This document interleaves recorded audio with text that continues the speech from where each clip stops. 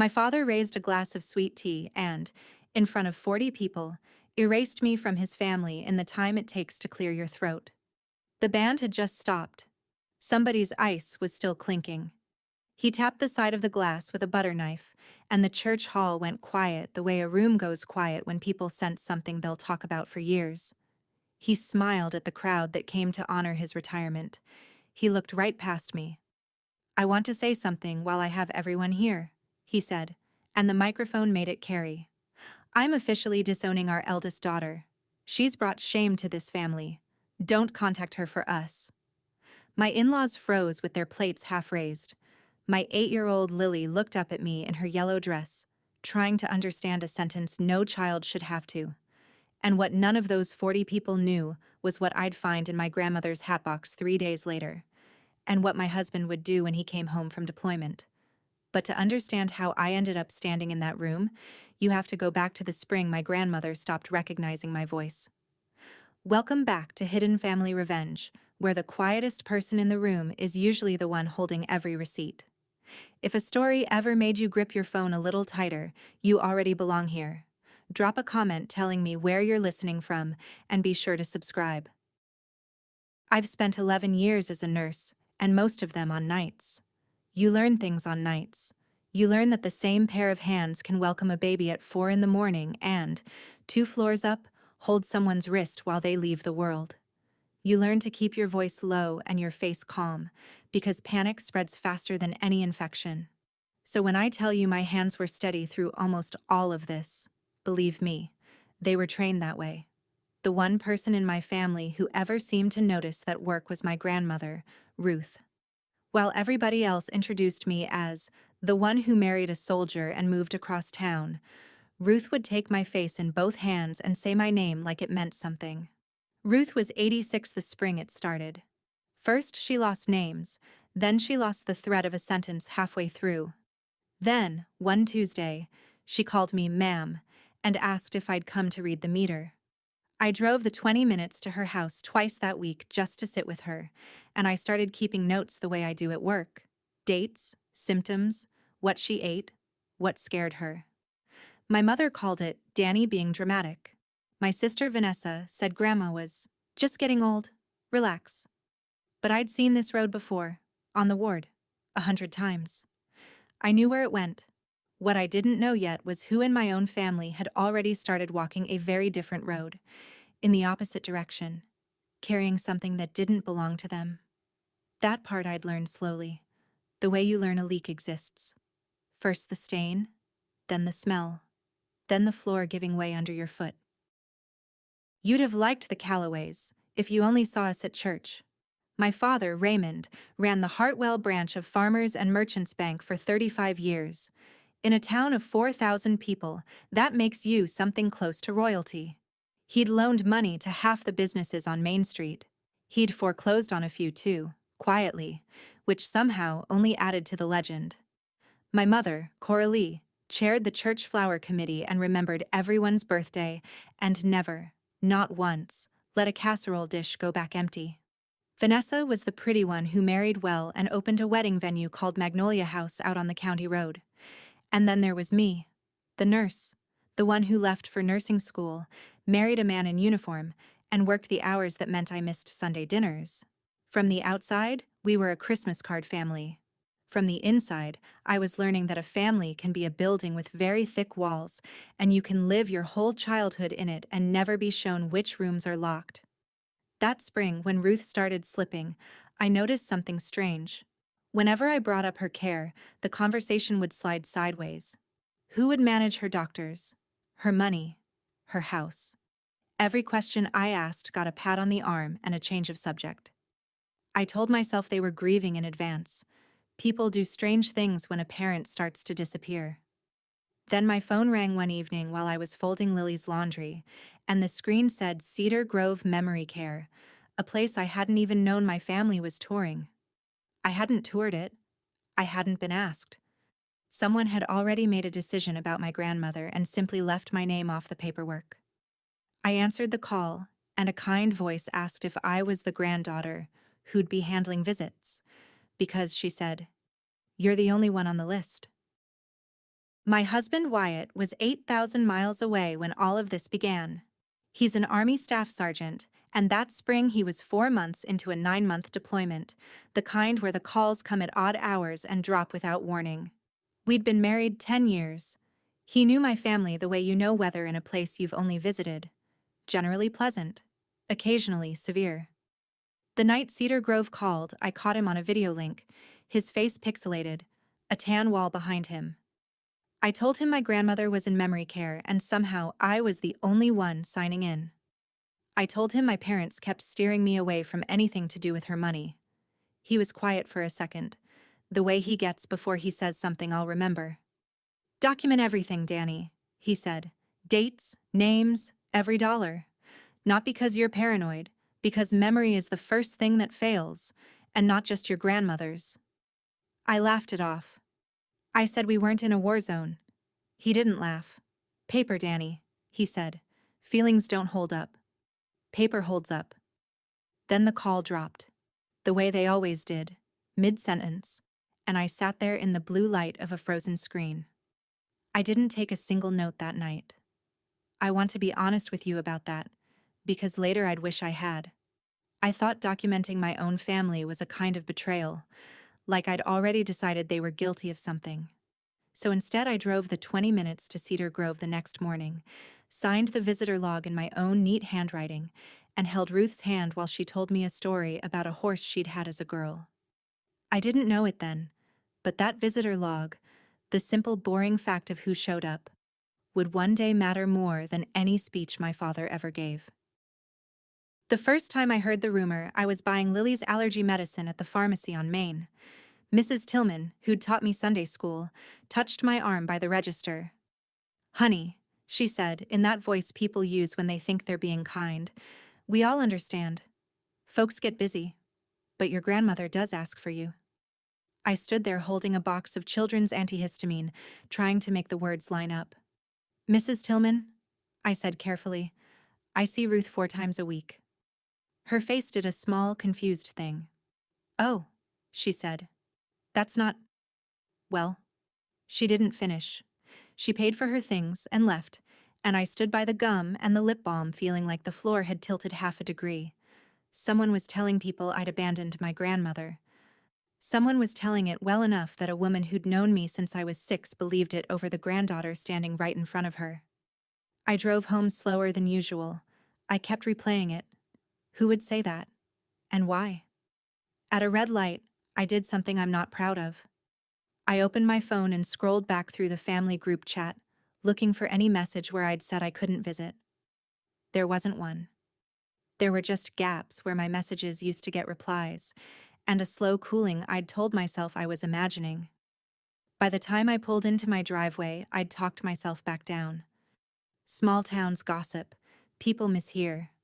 It wasn't worth a fight. Not with Wyatt gone and Lily needing one steady parent in the house. I let it go. That's the part I keep turning over even now. Not because letting it go was foolish, because the person spreading that rumor was counting on exactly that. On me being too tired, too decent, and too alone to ask the one question that would have unraveled all of it a full year sooner. I didn't go looking for proof. Cedar Grove handed it to me by accident. 2 weeks after the pharmacy, I came in for a Saturday visit, and the front desk was short-staffed, so they asked me to sign the paper log myself instead of buzzing me through. The binder was open to the current month, and I couldn't help seeing it.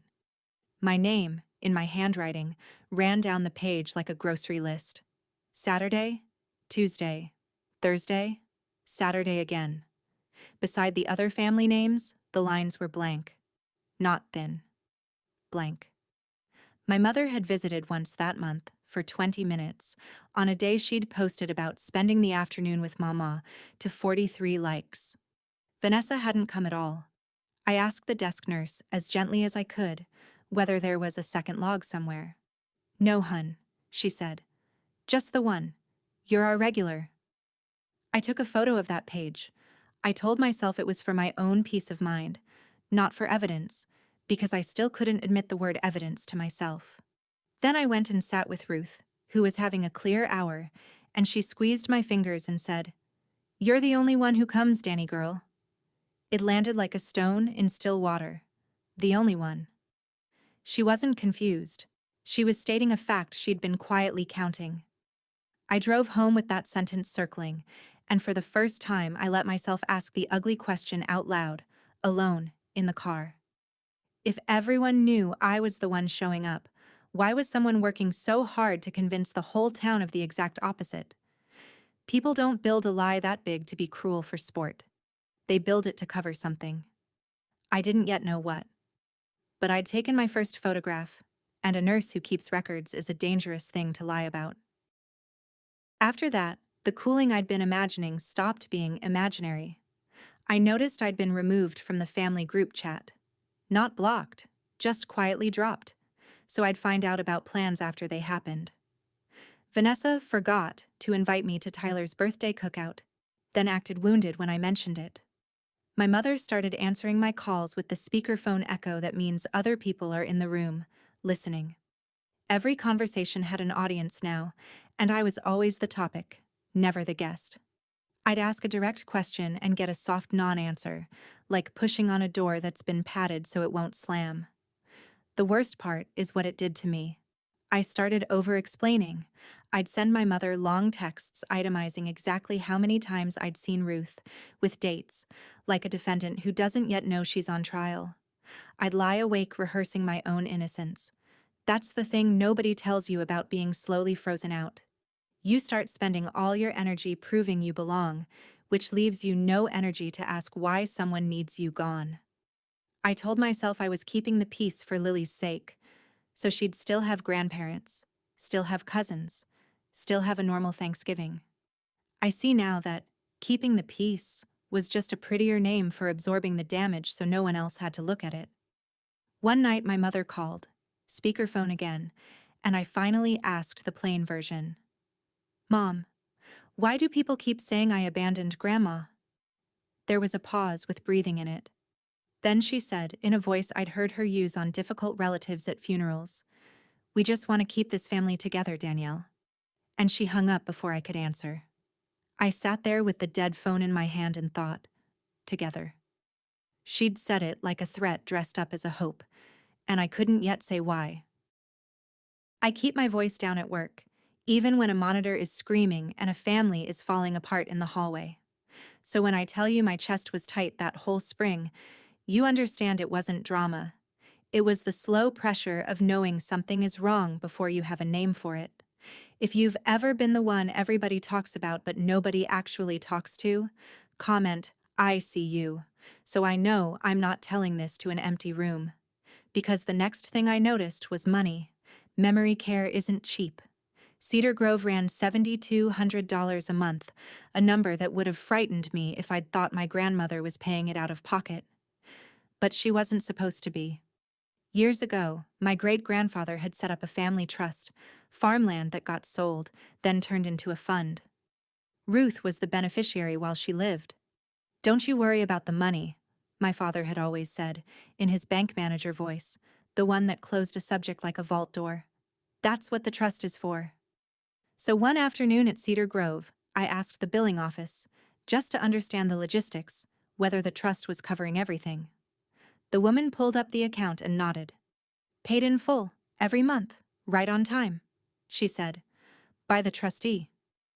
I asked, only half curious, who the trustee was. "Raymond Calloway," she said, like it was the most natural thing in the world. And it was natural. He was her son. He ran a bank. Of course he managed the money. I drove home reassured, which is almost funny now. I'd just been handed the first thread of the whole thing, and I tucked it away as good news. The man controlling every dollar of my grandmother's care was the same man who, within the year, would stand at a microphone and tell 40 people I was the shameful one. The thread started to itch a few weeks later, and I made the mistake of pulling on it in front of my father. We were at my parents' house for one of the dwindling Sunday dinners I still got invited to. Ruth had taken a fall at Cedar Grove. Minor, but it rattled me. And I mentioned, nurse to family, that I'd like to keep better track of her care. Which specialists, which medications, what the facility was charging for what. It'd help me catch things early, I said. I could cross-check the billing against her chart. My father set down his fork with the patience of a man explaining interest rates to a child. Danielle, he said, you handle the medical. Let me handle the money. That's my lane. I said I wasn't trying to take anything over. I just wanted to see the trust statements, the way any family member reasonably could. The temperature at the table dropped. My mother found something fascinating in the green beans. Vanessa laughed, too brightly, and said, "Why do you always have to make everything complicated?" My father's jaw tightened, just for a second, before the banker's smile came back. "The trust is private," he said. "Grandma's still living. I'm the trustee. There's nothing for you to see." And legally, he was right. That's what stopped me. I knew enough to know that while Ruth was alive and he held the role, I had no standing to demand a thing. I wasn't being timid. I was being told no by the rules themselves. So I did the only thing I could. I went home and wrote down the date, the conversation, and the exact words. "There's nothing for you to see," in a notebook I'd started keeping after all. Wyatt's voice was in my head. Paper holds up. I still didn't know what I was building toward, but I'd finally started building. The next thread came from my sister, though she never meant to hand it to me.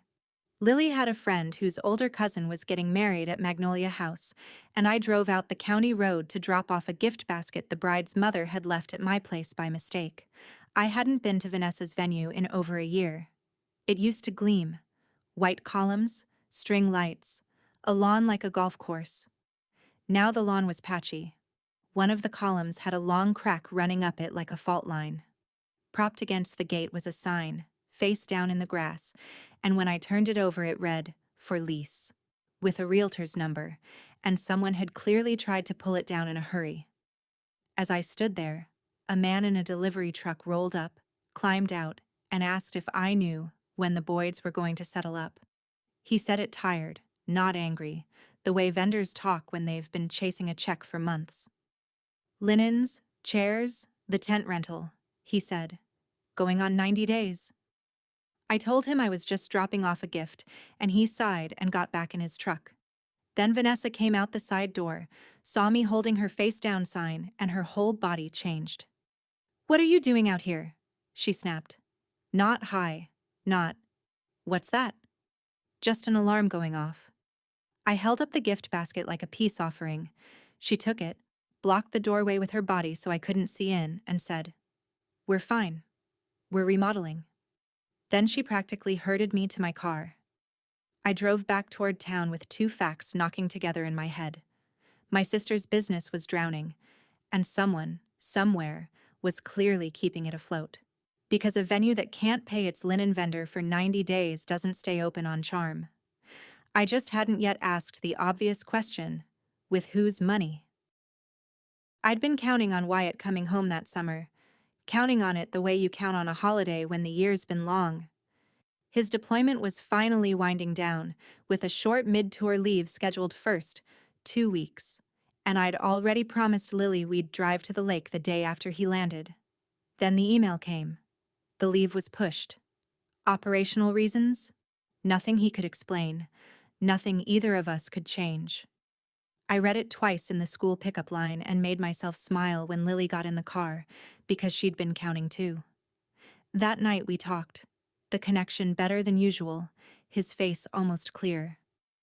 I told him about Magnolia House, the cracked column, the vendor chasing a check. I told him about the trust, about being told there was nothing for me to see. He listened the way he listens, without interrupting, and when I finished he said, "You already know what's bothering you. You just don't want to be the one who says it." I asked him what he meant. "A business that's failing doesn't stay open by accident," he said. "And money that's locked up tight isn't locked up if it's leaking somewhere you can't see. You don't need to accuse anybody. You need to be able to see. The day you can legally see, you look at everything. Until then, you keep your paper, and you keep your mouth shut." I told him I hated that he was probably right. He smiled, the tired traveling smile of a man who misses his kitchen table. "My tour's almost up anyway," he said. "Worst case, I miss the lake. But the deployment ends right before your dad's big retirement thing. I'll be home for good by then. I'll be there. I'd almost forgotten it. My father's 35 years, the whole town invited. A celebration of a man everyone trusted with their money. Yeah, I said. You'll be home for that. Neither of us could have guessed what he'd be walking home to, or that the party would be where it all finally cracked open, on a microphone, in front of everyone. There's a thing that happens sometimes near the end, where a person who's been gone for months suddenly comes all the way back for an hour. We call it terminal lucidity on the ward. Families think it's a recovery. It almost never is. Ruth had hers on a Wednesday in late June. I came in expecting the usual fog and found her sitting up, eyes sharp, asking for coffee with 2 sugars like she had for 60 years. She knew me right away. She knew the year. She asked about Lily by name and laughed at something I said about Wyatt. For an hour, I had my grandmother back, completely, and I held on to it the way you hold a warm cup on a cold morning. Then, near the end of the hour, her face changed. She gripped my hand harder than I thought she could, and her voice dropped low, the way you talk when you don't want a nurse to overhear. "Danny girl," she said, "listen to me while I'm here. When the time comes, you check the hatbox. The blue one, top shelf of my closet at the house, before your father clears it out. Promise me." I promised. I asked her what was in it. The fog was already rolling back in. I could see it cross her eyes like weather. "What's mine to give?" she said. "And what he's been taking." Then she asked if I'd come to read the meter, and she was gone again, somewhere I couldn't follow. I sat with her until visiting hours ended. On the drive home, those 2 phrases rode shotgun the whole 20 minutes. What's mine to give? What he's been taking. I didn't know yet that she'd just told me, in the clearest hour she'd have left, exactly where the bodies were buried, and who had buried them. I only knew that a woman who'd lost almost everything had used her last good hour to warn me. I wasn't about to waste it. Ruth died 11 days later, at 3:14 in the morning, and I was the only one there. The facility called me first because I was the only name on the list. I'd been on a night shift, so I was already awake, already in scrubs, and I drove the 20 minutes through empty streets with the radio off. I made it in time to hold her hand while it cooled. I've done this for strangers 100 times. I know the rhythm of it, the long pauses between breaths, the way the room seems to lean in. Doing it for my own grandmother, alone, in the blue dark of a memory care room, broke something open in me that all my training couldn't hold shut.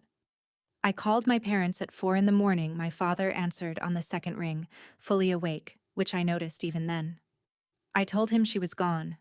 There was a silence, and then the first words out of my father's mouth, before grief, before a single question about her last hours, were, "All right, we'll need to do this properly. The service has to be done right. People will be watching." Not how was she? Not were you with her? People will be watching. I stood in that quiet room with my dead grandmother's hand still in mine and listened to my father plan an audience. I said okay. I said I'd let him handle the arrangements. And I hung up, and I sat back down beside Ruth, and I made her a different promise than the one about the funeral. I promised her I'd open the hatbox before he cleared the house, because a man whose first instinct at his mother's death is to manage how it looks. That's not a man in mourning. That's a man getting ahead of something. I just had to find out what. And I had maybe a few days before he started clearing shelves. The funeral was beautiful, the way my father makes things beautiful, flawless and a little cold, like a photograph of warmth. The whole town came. My father gave a eulogy about duty and family and legacy that had people dabbing their eyes, and he was magnificent. And I sat in the second pew feeling more alone than I had in the empty room at 3 in the morning, because all around me, something was off. Vanessa wouldn't meet my eyes. She kept her head bent toward our father, whispering, and twice I caught them both glancing my way and going quiet. My mother held my hand at the graveside, but it was a stage hold, the kind you'd photograph, all surface. And the relatives, aunts, cousins, people who'd bounced me on their knees, kept their distance like I had something they could catch. At the repast, in the church hall that would later become the scene of everything, my Aunt Carol cornered me by the coffee. She'd had 2 glasses of wine and her sympathy had a blade in it. "I just hope you can live with yourself," she said, patting my arm. "After what you did with her things?" I asked her what she meant. "Her jewelry, Danielle," she whispered, scandalized. "Taking it while she was still living. Your own grandmother." I felt the floor tilt that half-degree again, only worse. The rumor had grown. It wasn't Danny doesn't visit anymore. It was Danny steals. Someone had upgraded the lie from neglect to theft, and they'd done it at the exact moment a trust full of money was about to change hands. I didn't defend myself. I couldn't. Not there. Not with Ruth barely in the ground. I just set down my coffee, found Lily, and went home. But the nurse in me had started keeping a chart on my own family, and that night I wrote down the new accusation, the date, and my aunt's exact words. The story was escalating. So was I. I went to Ruth's house the next morning, before anyone else thought to. I still had the key she'd given me years ago, back when she trusted me to water her ferns. The house smelled like her, coffee and rose soap, and it gutted me to stand in it. But I'd made a promise, so I went straight to her closet, top shelf, and there it was, the blue hatbox, soft at the corners, tied with a faded ribbon. I sat on the edge of her bed and opened it. On top were photographs. Ruth as a young woman on a horse, my father as a boy, me at maybe 4, grinning with no front teeth. Under the photos was a small brass key with a paper tag that read, "Safe Deposit, First Federal," a different bank than my father's. And under the key was a letter, folded in thirds, my name on the front in her shaking hand. I read it 3 times. "My Danny girl," it began. "You were the only one who came. I'm not so far gone that I don't know it. There's something I'm too tired to fix, so I'm leaving it to you, the only one I trust to be careful. Raymond's been dipping into the well for years. I let it go a long time, told myself a son helping himself wasn't stealing, but it got to be too much, and when I tried to ask, he told me I was confused. Maybe I am some days. Not about this. I changed things. The lawyer has it. When I'm gone, you're the one I named to look after what's left. Be careful. He won't take it kindly. Love, your grandmother." I sat on that bed for a long time. He's been dipping into the well. You're the one I named. 2 lines in a dying woman's hand, and the whole floor finally gave way for real. She hadn't been confused. She'd been outvoted by a son who controlled the money and the story both. Until now. That same week, 2 envelopes came that told me exactly how my father's mind worked. The first was heavy cream cardstock, embossed, "Please join us in celebrating Raymond Calloway, 35 years of service to Hartwell." A retirement gala at the church hall, the whole town invited, his triumph staged for maximum witness. The second envelope, I learned, had gone to my in-laws, Wyatt's parents, separately. They'd been invited too. I sat with that for a while, because it didn't make sense at first. My grandmother had just died. The rumor mill had me down as a thief, and my father was throwing himself a party and making sure my husband's family would be there to see it. If you wanted distance from a daughter you considered shameful, you didn't invite her and her in-laws to your biggest night. Unless the party wasn't despite me, unless I was part of the program. I think that's the moment I stopped being scared and started being careful in a different way. The cold, organized way I get at work when a patient is crashing and panic would kill them. My father didn't make mistakes with optics. He'd invited me and my in-laws and the entire town on purpose. Whatever he was planning, he wanted an audience, and he wanted it to include the people whose opinion of me mattered most.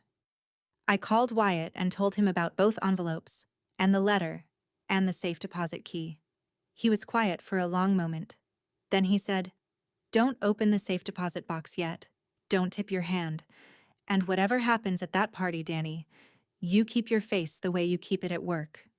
I asked him what he thought was coming. "I think your father's about to do something in front of everybody," he said. "And I think it's because he's scared of you, and he doesn't even know yet how right he should be." The letter said the lawyer had it, So I found the lawyer. Ruth's letter named a firm in the county seat and a woman there named Margaret Foley, who'd handled the trust for years. I called and explained who I was, my voice steadier than I felt. There was the click of a file being opened. "Mrs. Upton," she said, "I've been hoping you'd call. Your grandmother updated her trust 18 months ago. She named you successor trustee, effective upon her death. She'd wanted to remove your father outright while she was living," Foley told me, but by then her memory diagnosis was already on record. Challenging a sitting trustee would have meant proving her own competence in front of a judge, a fight she knew she'd lose the moment your father said the word confused. So she did the one thing she still could do quietly. She named the person she trusted to take over the instant she was gone. I asked her, plainly, what that meant. "It means that as of last week," Foley said, "you have legal authority over the trust and a fiduciary duty to the beneficiaries. It also means you have the right, the obligation really, to request a full accounting of how the trust was managed under the prior trustee, your father." I sat down. For a year, I'd been told there was nothing for me to see. Now the rules themselves had flipped, and the same documents my father had locked away were mine to demand. I want you to understand how that felt. Not triumphant, exactly. More like standing up after being held underwater. Foley walked me through it carefully. I would send a formal written request for the trust's complete financial records, going back as far as I wanted. Under the trust's own terms and state law, the prior trustee was required to produce them. "How far back should I ask?" I said. "How far back do you think you need?" she answered, and I could hear, in the pause, that she already suspected what I'd find. "All of it," I said. "Every year he had it." I drove home and drafted the request that night at my kitchen table, Lily asleep down the hall, Wyatt's voice in my head. Paper holds up. I signed it, scanned it, sent it, and felt the machinery of the whole thing finally start to turn. Not loud, not dramatic, just the quiet certainty of a request that legally cannot be refused. The well was about to be measured. I want to be clear about something, because I know how these stories can sound. I didn't go looking for revenge. I went looking for the truth, and the truth turned out to be expensive. For somebody. If a quiet woman with a folder makes you a little nervous on someone's behalf, you're going to want to hit subscribe, because the next part is where the floor really gives out. The accounting didn't come overnight. Trust records aren't a click away. Foley warned me it could take a couple of weeks for my father's people to compile and produce them. So I waited, and waiting is its own kind of work. I kept showing up to my shifts. I kept Lily's life normal. Soccer practice, grilled cheese, the lake trip I'd rescheduled around Wyatt's new dates. And I kept my notebook current, adding the rumor's growth, the funeral, the 2 envelopes, the call with Foley. Once, my mother phoned, speakerphone again, fishing. "Have you talked to that lawyer?" she asked, too casual. I said only that I was handling Grandma's estate, which was true, and told her nothing. The silence on the line had a new texture to it. Not cold now, but anxious. They knew the successor trustee had standing. They just didn't know I'd already pulled the trigger. That asymmetry sat in my chest like a held breath. My father was out in the world being celebrated, accepting handshakes, planning his gala, telling anyone who'd listen that his eldest daughter had broken his heart. And I was at a kitchen table with a legal right he couldn't revoke, and a request he couldn't refuse. He still thought the story was his to tell. He'd spent a year building me into the villain so that no one would believe me. What he hadn't counted on was that I'd never need anyone to believe me. I'd just need the numbers, in his own handwriting, read out loud in a room he didn't control. The accounting still hadn't arrived the night of the party. Foley had said any day. So I walked into the church hall that evening with nothing in my hands but a clutch purse and a bad feeling. The room was done up beautifully. White tablecloths, a banner with my father's smiling face, a glass display case holding a shadow box of his career. Bank pins, a key to the city, photographs of him cutting ribbons. 40 people, easy. half the Main Street businesses he'd loaned to, the mayor, the pastor, my in-laws, Wyatt's parents, seated near the front because my mother had put them there. And Wyatt, home 2 days, his deployment finally behind him, in a clean civilian shirt with a soldier's posture, his hand finding the small of my back the second I walked in. Lily wore the yellow dress she'd picked herself, twirling in it, 8 years old and thrilled to be at a grown-up party with her grandpa as the star. I told myself it would be fine. I told myself the worst he'd do was ignore me.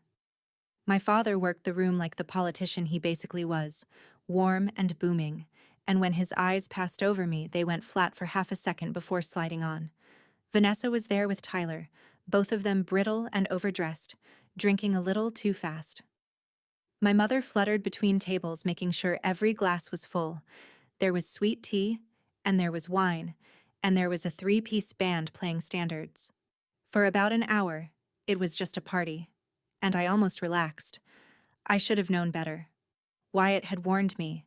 My grandmother had warned me. Even my own gut had warned me, reading those 2 envelopes. But there's a part of you, even when you know, that keeps hoping your father isn't the man the evidence says he is. I held Lily's hand and watched him shine under the lights and let myself hope, for 1 more hour, that I was wrong. The band took a break. He picked up a glass. Just before he picked up that glass, my mother caught me by the elbow and steered me toward the little kitchen off the side of the hall. I thought she wanted help with the cake. She didn't. She pulled the swinging door half shut behind us and looked at me with an expression I'd never quite seen on her. Not anger, not coldness. Fear.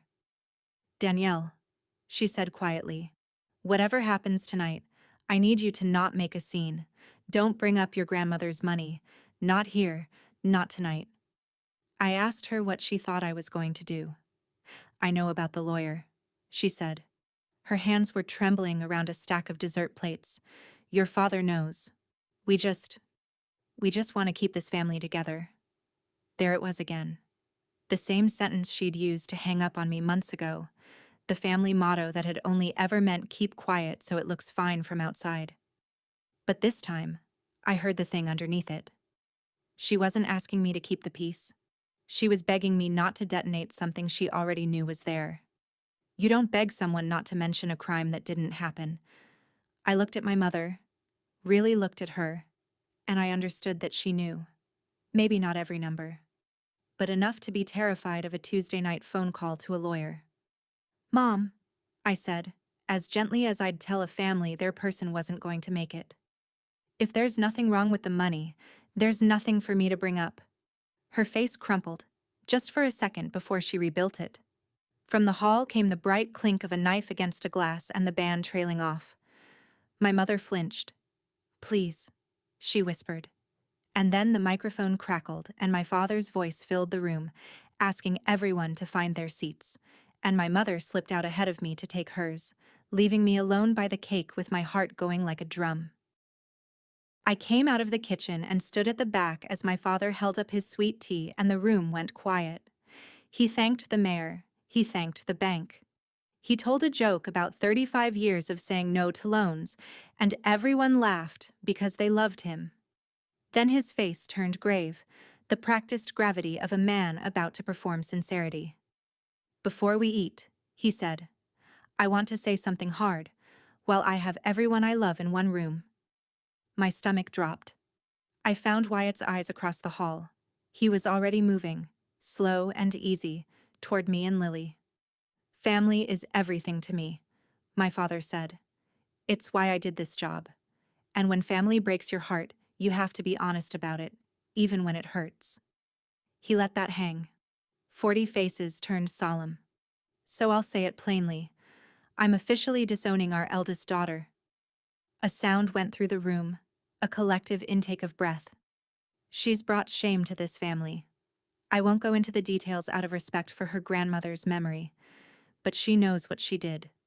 And I'd ask all of you, as my friends, don't contact her for us. As far as this family is concerned, she's no longer part of it." 40 people heard every word. My in-laws sat rigid, my mother-in-law's hand pressed to her mouth. Lily looked up at me, her little face working, trying to understand how Grandpa could be talking about Mommy. And me? I did not cry, and I did not crumble.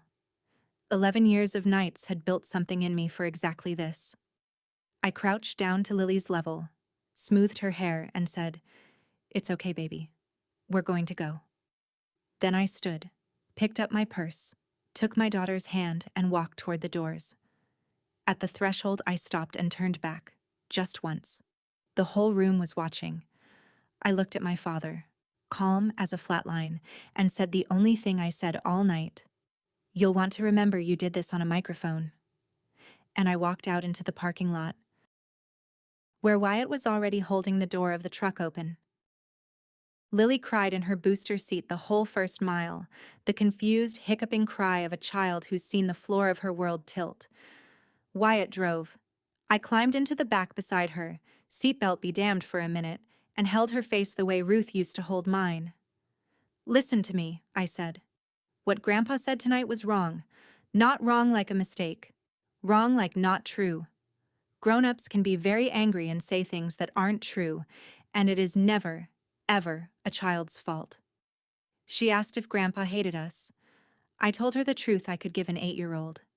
Grandpa is scared about something he did, and when people are scared, they sometimes blame the person who's brave enough to ask questions. That person is me, and I'm okay being that person. She asked if we were still a family. I said, "You, me, and Daddy. Always. Nothing he says into a microphone can change who loves you." She settled, eventually, the way kids do, into the exhausted quiet after a storm. And I made myself a second promise, sitting back there in the dark with my daughter's hand in mine. Whatever I did next, I would not use her to do it.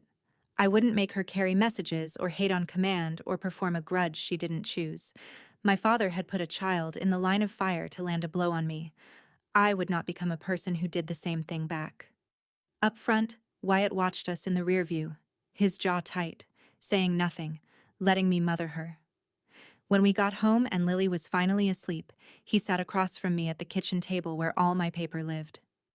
"You okay?" he asked. I told him the truth. "No," I said. "But I'm clear." He nodded slowly. "Good," he said. "Because tomorrow you're going to want to be clear. I have a feeling that envelope you've been waiting for is about to show up."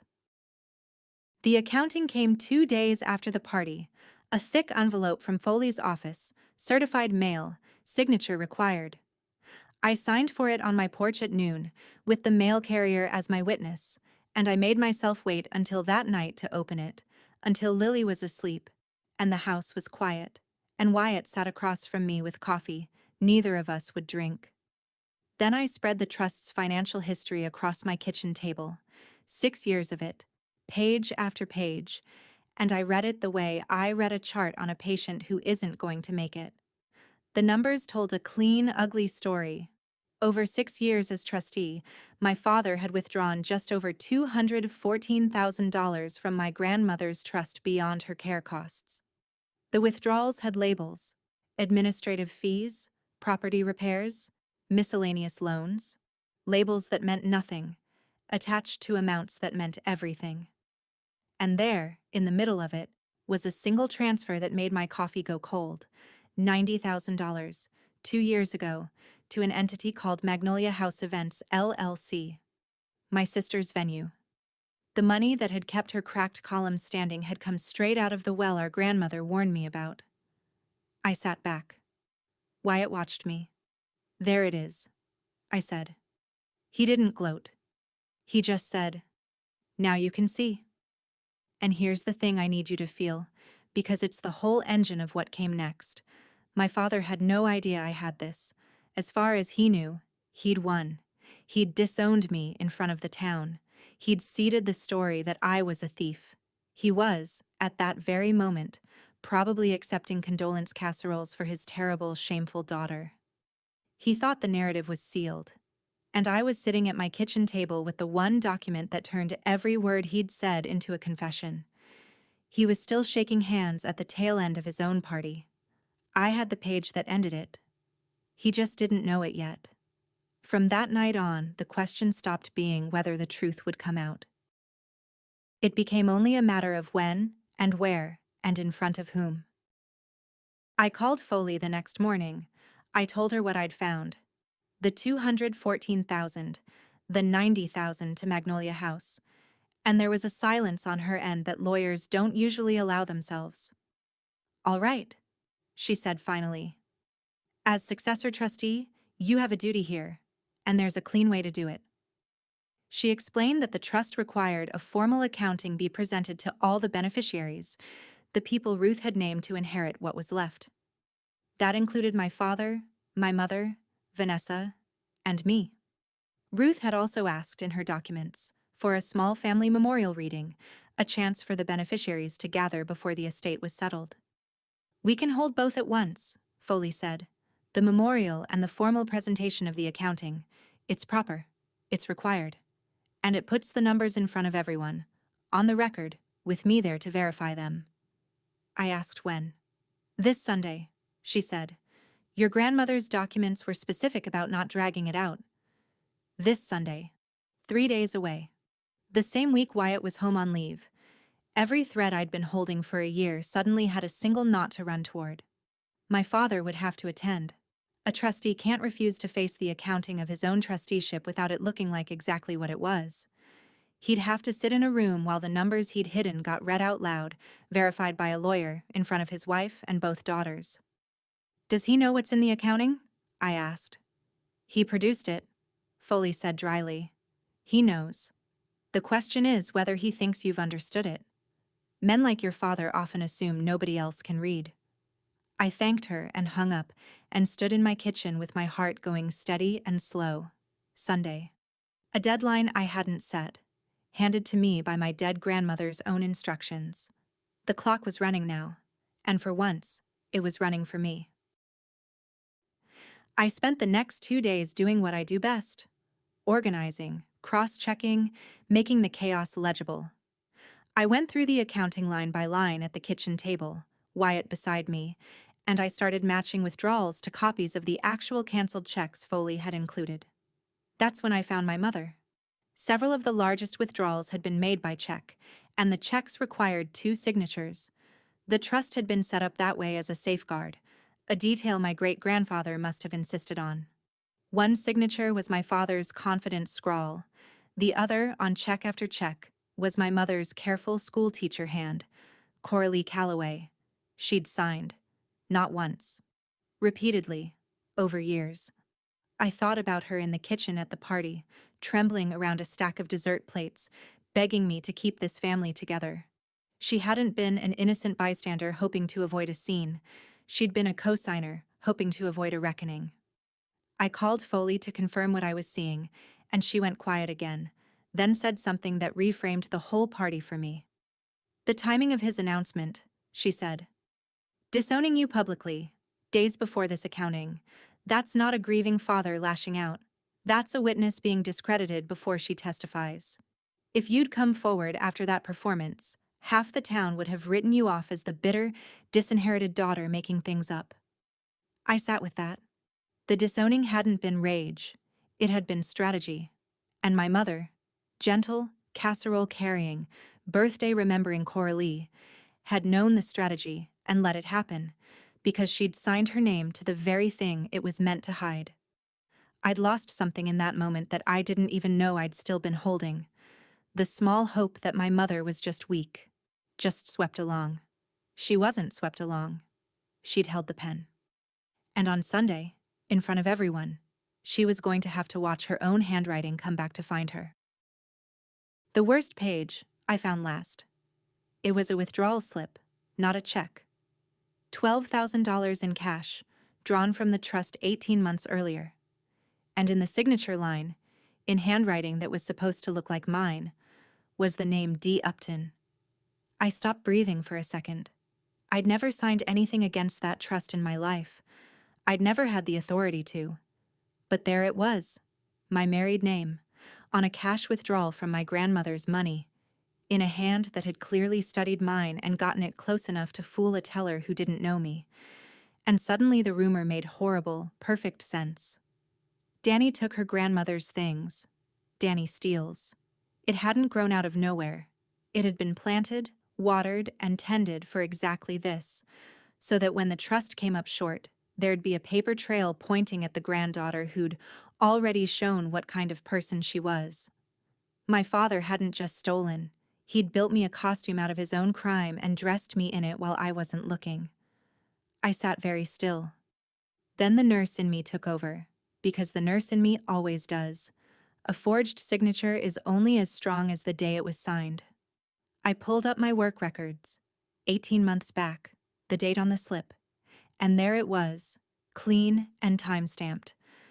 I'd worked a 12-hour shift that day, clocked in at the hospital 40 miles from the bank, with a charge nurse's countersignature and an electronic badge log to prove it. I could not have been standing at that teller window. It was physically impossible, and I could document every minute of it. I called Foley and read her the slip and the dates. "Send me your shift records," she said, and for the first time her voice had something hard and almost happy in it. "A forged signature on a trust withdrawal isn't just civil, Danielle. That's a felony. He didn't just take the money. He framed you for it, in writing, and signed it himself." That night, Wyatt and I sat at the table and built it like a mission. Not revenge. I keep saying that because it matters. But a clean, undeniable presentation of the truth. He's good at this. It's literally his job to take chaos and turn it into something a person can act on under pressure. We laid out the documents in order. The visitor log from Cedar Grove, proving I was the one who showed up. Ruth's letter, in her own hand, warning that he'd been dipping into the well. The accounting, with the $214,000, the $90,000 transfer to Magnolia House, the checks with my mother's signature, and last, the forged withdrawal slip with my name on it, paired with my hospital shift records from that exact day. Wyatt watched me arrange them and said, "You don't need me to fight this. You've already done the fighting." I told him I needed something else. "I need you to stand where they can see you," I said. "Not to speak. Just to be there. So that when I'm calm, they understand it's not because I'm alone." He reached across the table and took my hand. "I'll be against the back wall," he said, "where I can see the whole room. And Danny, let him talk first. Let him do his speech. Let him get all the way out on the branch. Then you read." We went over it twice. I would not raise my voice. I would not editorialize. I would let the documents and the lawyer do the work. The way Ruth's letter had asked me to be careful. The way 11 years of nights had taught me to deliver the hardest news without flinching. I went to bed that night and slept. Actually slept, for the first time in months. Because the waiting was over. The not knowing was over. On Sunday, I would walk into the same hall where my father had erased me, and I would set the truth down on the table, page by page, and let the whole room watch it land. Sunday came clear and warm. The memorial was at the same church hall. My father's choice, or my grandmother's instructions. I never learned which, but the symmetry wasn't lost on me. The banner with his smiling face was gone. In its place was a framed photo of Ruth, the one from the hatbox, young and laughing on her horse. Many of the same people came. Not all 40, but enough. The aunts, the cousins, the pastor. A few of my father's bank colleagues there to pay respects to his mother. Foley sat at the head of the long table with a leather folder and a legal pad, neutral as a judge. My mother sat to my father's right, pale, her hands knotted in her lap. Vanessa and Tyler took the far end, already braced for something, and my father sat in the center of it all like he was chairing a board meeting, relaxed, certain, a man who believed the hard part was behind him. He'd done his speech. He'd won the town. Today, in his mind, was a formality. I came in with Wyatt, who peeled off to the back wall the moment we crossed the threshold and stood there, hands folded, watching the room. I'd left Lily with Wyatt's mother. This was no place for a child, and I'd promised myself she'd never be a prop. I carried one thing, a thin folder, the documents inside in the order we'd practiced. I took a seat near Foley. My father's eyes found me, and something flickered there. Surprised that I'd come, maybe? Or the first faint question of why I looked so calm? I held his gaze for a moment and then looked away, unbothered. The way you look away from a patient's anxious family when you already know the test results and they don't. Foley cleared her throat. "Thank you all for coming," she said. "We're here to remember Ruth Calloway and to present the accounting of her trust as she instructed." My father didn't even let Foley finish her opening before he made his move. He raised a hand, warm and authoritative, and said, "Margaret, if I may, before we get into paperwork, I think the family deserves a word." Foley paused, professionally, and let him have it. He turned to the room, to the aunts and cousins, and put on the grave, loving face I'd watched my whole life. "I know the last week has been hard," he said. "I made a painful decision at my retirement, and I stand by it. It's no secret that my eldest daughter has separated herself from this family. There have been financial irregularities, things missing. I won't air it all today, out of respect for my mother. But I want everyone here to understand the context before we look at numbers, because numbers can be made to say anything in the wrong hands." It was masterful, honestly. He was preloading the room, salting the ground so that whatever I said next would sound like the desperate spin of the thief he'd already named. A couple of the aunts nodded. Someone murmured agreement. He was telling them, in advance, not to believe the accounting if it pointed at him, because the accounting was being managed, in part, by me. He looked at me when he said "in the wrong hands." He wanted me to flinch. I didn't.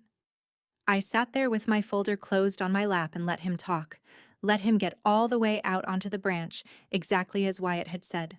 Because here's what my father, for all his 35 years of reading people across a loan desk, had never understood about his eldest daughter. I don't argue with people who are wrong. I document them.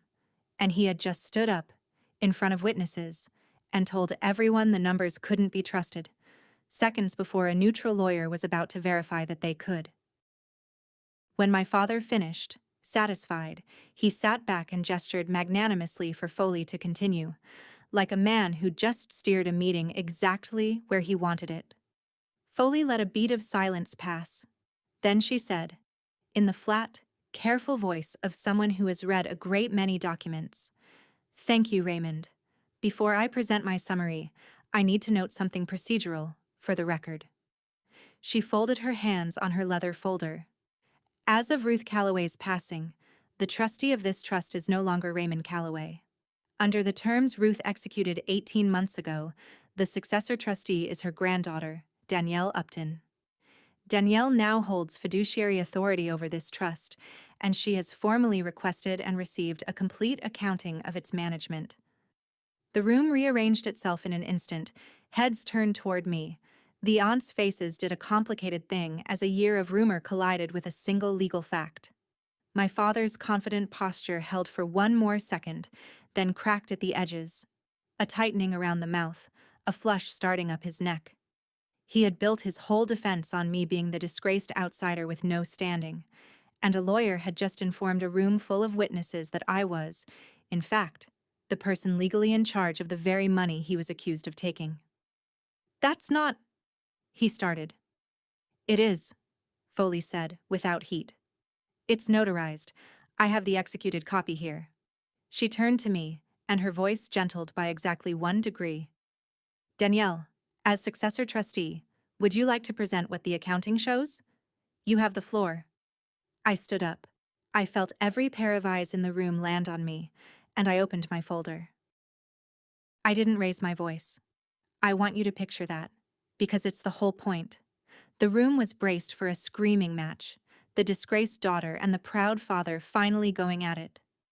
Instead, I spoke the way I speak when I'm telling a family that the surgery didn't work. Quiet, steady, every word chosen. "My grandmother named me to look after what was left of her trust," I said. "So I asked to see how it had been managed. These are the trust's own records. Ms. Foley can verify every number against the bank's files." I laid the first page on the table where people could see it. Over the past 6 years, beyond the cost of Grandma's care, $214,000 was withdrawn from this trust by the trustee.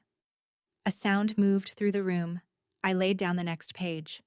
90,000 of it went, 2 years ago, in a single transfer, to Magnolia House Events. I didn't look at Vanessa yet. The rest is labeled fees and repairs and loans that have no contracts, no invoices, and no record of repayment. Then I looked, finally, directly at my father, and I said the thing I'd been carrying since the night he raised his glass.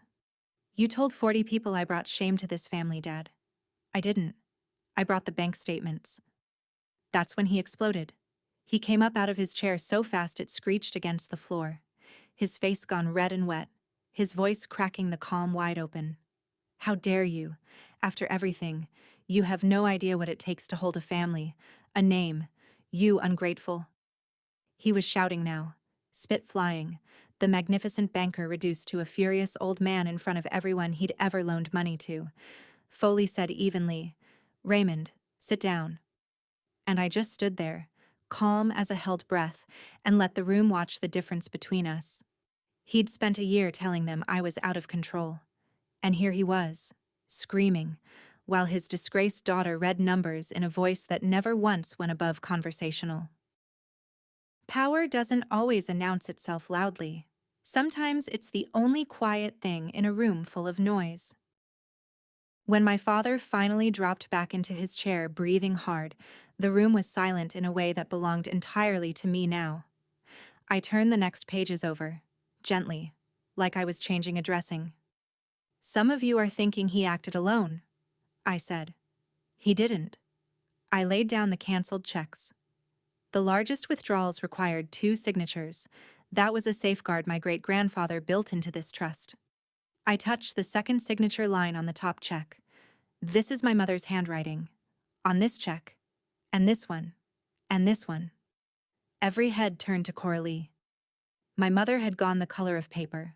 Her mouth opened, and what came out was the only thing she had left, the family motto, threadbare now. We just wanted to keep this family together, she whispered.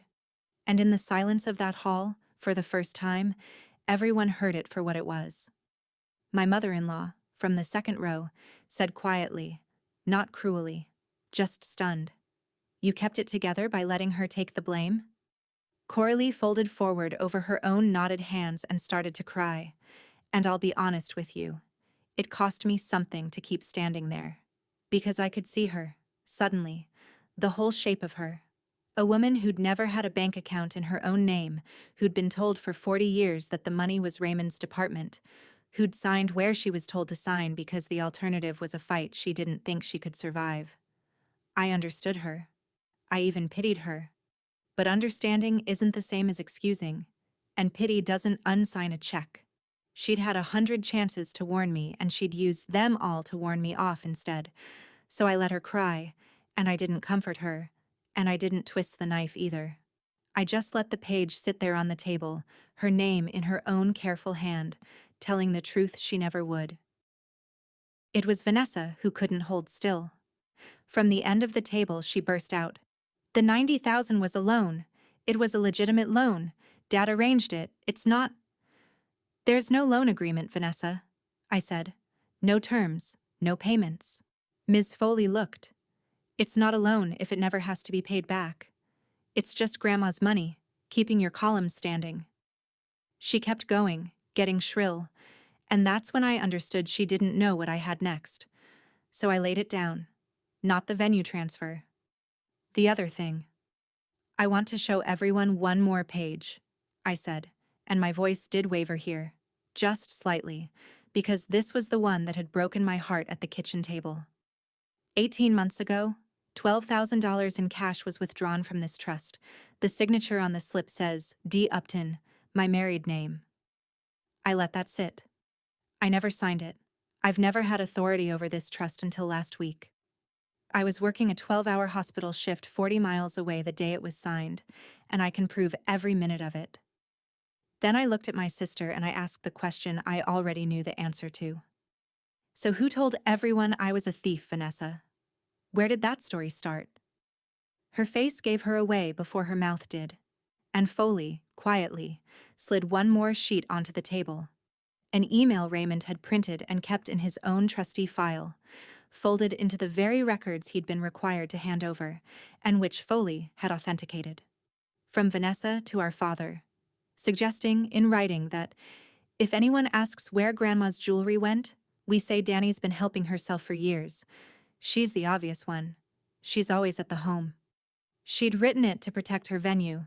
She'd built the lie that became my reputation, handed it to our father, and let him forge my name on top of it. The sister I'd shielded from playground bullies. The sister whose hand I'd held at her wedding. The whole room turned toward her. And Tyler actually slid his chair an inch away from his own wife, and Vanessa looked at me with no apology in her face at all, only the cold math of someone who'd been caught. What happened next is the part the title promised you. A week earlier, in this same room, 40 people had heard my father disown me and said nothing. Now I watched them turn. It started small. My Aunt Carol, the one who'd accused me over the funeral coffee, stood up, looked at me, and said, "Danielle, I am so sorry." And then she picked up her purse and walked away from my father's end of the table to mine. Then a cousin did the same. Then 2 of my father's own bank colleagues rose, and one of them, a senior man I'd known since childhood, said to my father, not to me, "Raymond, this needs to go to the board, and probably the DA." He didn't say it with anger. He said it with the cold finality of a man protecting an institution from a stain. Chairs scraped. People who'd applauded my father's disowning speech now couldn't get away from him fast enough. Foley let it happen, then spoke over the murmur, clear and official. "For the record," she said, "as successor trustee, Danielle has instructed me to refer this accounting to the bank's trust division and to the county prosecutor's office.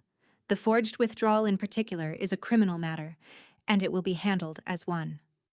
My father sat in the middle of an emptying half of the room, his name on the banner gone, his audience dissolving, the celebrated man of Hartwell watching 35 years of carefully banked goodwill come due all at once. My mother wept beside him.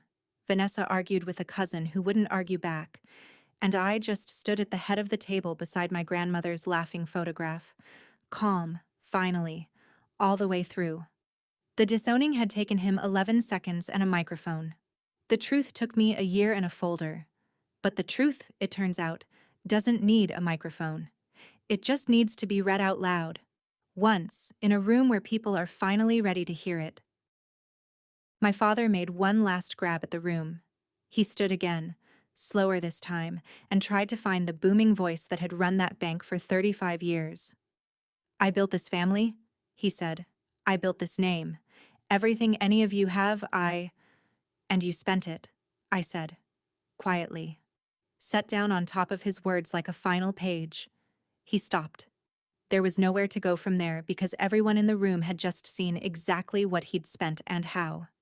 The banker who'd spent a career being the man who decided who got money and who didn't had nothing left to lend and no one left to believe him. He opened his mouth, closed it, and sat down. And for the first time in my life, my father looked small. That was when Wyatt finally moved. He pushed off the back wall and crossed the room, unhurried, and came to stand beside me. Not in front, beside. His shoulder near mine, his hands still folded, saying absolutely nothing. He didn't need to. His being there said all of it. That the woman they'd been told to shun for a year was not alone, had never been the thing they'd been told she was, and was done standing in any room by herself. My father looked at the 2 of us, the soldier and the nurse, calm and side by side, and I think that's the moment he understood it was really over. Not the money. The money was just numbers. What was over was the story. The one where he was the good man and I was the shame. He'd told it for a year. It had lasted about 10 minutes against the truth. As people gathered their things, one of my cousins came up to me, quiet, and asked, "Are you going to take him for everything? You could, you know, after what he did." I thought about it. I really did. There's a version of this where I burn it all down. Press every charge. Sue for every dollar. Make sure Raymond Calloway dies with nothing but a record. And I won't pretend the thought didn't have its own dark sweetness. But I looked at my grandmother's photo on that table, the one from the hatbox, and I remembered what she'd actually asked me to do. Not destroy him. Look after what's left. The trust will be made whole, I said. Ms. Foley will recover what was taken, for the people Grandma wanted to have it. The forged signature is out of my hands now. That's the law's to deal with, not mine. But I'm not here to leave a man with nothing. I gathered my pages back into the folder in order, the way Wyatt and I had practiced. I'm here so that no one in this town can ever again say I'm the one who took something. That's all I wanted. The truth. Out loud. Once. In front of the same people who heard the lie. The cousin nodded slowly, like that answer was somehow heavier than revenge would have been. And it was. Because revenge would have made it about him. The truth made it about her. About Ruth. And the visitor log with my name down the page. And a dying woman who used her last clear hour to make sure the right person was holding the key. The fallout came fast, the way it does when a dam that's been holding for years finally goes. Within 2 weeks, Foley had filed to recover the trust money, and the bank's trust division opened its own internal review. My father didn't so much retire as get quietly walked out a side door, his 35-year legacy folded into an investigation. The county prosecutor took the forged withdrawal slip seriously, exactly as serious as a forged financial document is. Magnolia House closed by the end of the summer. Without the well to draw from, Vanessa's cracked columns finally came down, and she and Tyler put the house I'd seen her block the doorway of up for actual sale. My parents kept the home they lived in, because I made sure the recovery targeted what was taken and not $1 more. I had no interest in seeing my mother on a curb. None of it felt like winning exactly. It felt like setting a broken bone. Necessary, correct, and nobody's idea of a good time. But the town that had been told for a year that I was a thief now knew, on the record, who'd actually been dipping into the well. And when I went to the pharmacy on Main, Mrs. Tillman crossed the whole store to take my hand and tell me she was sorry. I told her it was all right. Mostly, it was. A few nights later, Lily climbed into my lap and asked the question I'd been waiting for. Are we ever going to see Grandma and Grandpa again? I'd thought hard about how to answer this, because it would have been easy to make her hate them. It would have felt good even. But she's 8, and the grudge isn't hers to carry, and I'd promised myself in the back of that truck that I'd never use her as a weapon. So I told her the truth, the kind an 8-year-old can hold. Grandpa did something wrong and he hurt people, including Mommy, I said. Right now, it wouldn't be safe for your heart to be around that. But people can change. If they ever do, if they're honest and kind and safe, then we'll talk about it. That's not closed forever. It's just closed for now. She thought about it with her whole serious face. Okay, she said. But I'm not giving back the necklace Great-Grandma Ruth gave me. I laughed, the first real laugh in weeks. No, baby, I said. That one's really yours. She wanted you to have it. And she did. It was in the hatbox, with a tag in Ruth's own hand. The only piece of jewelry in this whole story that ever actually changed hands, honestly. My mother called me once about a month after. I let it go to voicemail and listened to it twice. It was half an apology and half a defense. I never meant for it to go this far, but you have to understand the position I was in. Your father can be very... And I deleted it before she finished the sentence, not in anger, just in clarity. I called her back the next day when I was ready, and I kept it short. Mom, I said, I'm not going to hate you. Lily can know her grandmother someday, if you become someone honest. But here's the boundary, and it's the only one I have. My door is open to the truth. It is closed to the version of things that's comfortable for you. If you ever want to tell me out loud exactly what you signed and why, I'll listen. Until then, take care of yourself. She was quiet. Then she said, I understand. I don't know if she did, but I'd said the true thing, plainly, and that was mine to do, not hers to accept. I think about that hatbox a lot now. The photographs, the brass key, 2 lines in a shaking hand that turned out to be stronger than a microphone, and a banker and a year of rumor combined. Reputation is what people say about you at the party. Character is what's still true the morning after the receipts come out. And only one of those things can ever really be disowned. That's where I'll leave it. A microphone, a hatbox, and one quiet page that told the truth louder than 40 people could clap.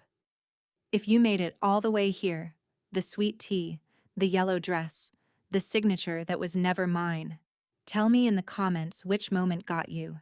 Share this with the quiet one in your family who keeps every receipt.